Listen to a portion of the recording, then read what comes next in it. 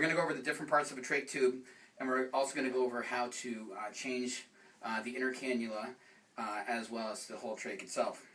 So basically this is what a trach looks like. It's got the outer flange here, which actually goes into the patient. It has an inner flange, which goes into the outer flange. This particular trach has what's called a fenestration in it. Not all of them do. This makes it easier for the patient to breathe through the trach while it's in. Not all of them have that. Then these are called the flanges, and these are what are going to hold the trach tube to the patient. And you can see a trach that's in the patient here. So you see the flanges here. This is called a trach collar, which I will remove here. Okay. This is a trach sponge, which we'll also remove here. Okay. And so just for demonstration purposes, here's the inner cannula we'll take out.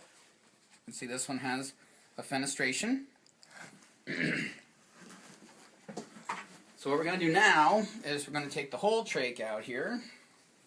Okay, so he's going to lean his head back a little bit, and then basically it just slides right out. I'm just going to put this in the cleaning solution. So when you're changing a trach, or if it falls out, it's crucial not to panic. People have a tendency to panic, which is a big mistake, because when you panic, you rush, and you can make some mistakes. So this is what's called a trach tract. You can see this here. Looks nice and healthy. That's going to be a tract right into his trachea here. So when you're putting a trach in, use this, which is called an obturator. You stick it in like you would an inner cannula, and it gives more of a point to the trach itself. Patient cannot breathe through this, so once you get it in, you want to pull it out as soon as you can.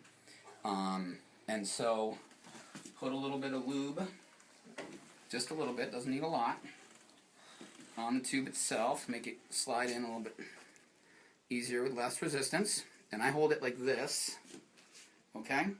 And I'm a righty, so I'm going to come at him from this side here. And so when I put it in, you ask the person to lean their head back, which will straighten out the tract. I come in from the side, okay? I slide it in, and then I twist as I go in, and then I pull the inner cannula out. Okay? No fuss, no muss. Easy, okay? The patient will oftentimes cough, and so you want to get the trach in, and then let them settle down, and hold it with your finger. And then we are going to, could you open this for me, please? We're going to put, so there are different kinds of inner cannulas, cannulae. So this is an inner cannula that does not have a fenestration in it. So this is going to make it harder for him to breathe through. This will make the trach basically act like a foreign body in the trachea that he's going to have to breathe around. So in this particular instance, we don't like non-fenestrated trachs. We like the fenestrated ones. And so you can see the inner cannula here. Let's put this down. So this fenestration or hole is going to line up with a hole in the outer cannula. And so basically, can you hold that for me, please?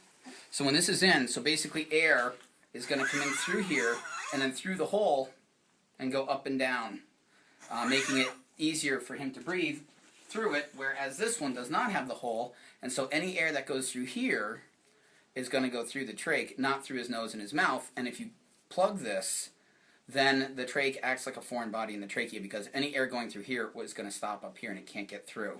And so that's why we like the fenestration again. So when you put the inner cannula in, again I come from the side, twist it in. Then this has a little lock. You twist clockwise, locks it in. Again, this can make people cough. So you just hold it there and let them settle. Okay? Then once they've settled, you can put the, got that? You got put the trach collar back on. This is my favorite kind because it's the most comfortable for him. So basically this slides in a little hole in the flange here. Sometimes you can actually put these on before you change the trach, makes it a little bit easier. Slide it around here and put the Velcros through. Sorry about this, my friend. Let's loosen this up a little bit.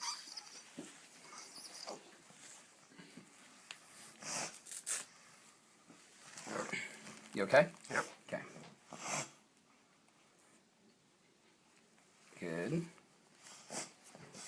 And then have them lean forward and basically just tight but not too tight. Put that in. Another thing that we sometimes use, this is called a cork, which is literally what this is. And this is for people who only need their trach part of the time, and other parts of the time they don't need it. So I won't leave this in. He really doesn't, he isn't ready to cork yet.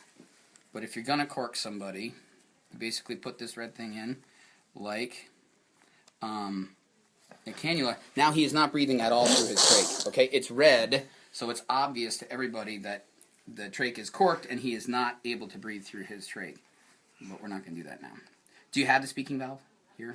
No. Okay. There's another thing called the passenger valve, which looks sort of like this. It has a little valve on it that allows the person to speak and breathe at the same time. That's a cork. This is another. So this is another kind of cork. This one can go on the outer cannula like this. But he's not ready for that. So basically, that's how it works. So again, trach tube, obturator, inner cannula, and the corks. These guys. People who are fresh from the operating room, this is called trach tape. This is what we use in the operating room to secure it. It's more secure, obviously, than the Velcro. But this is not something that we have people use long term. That's it. Good job.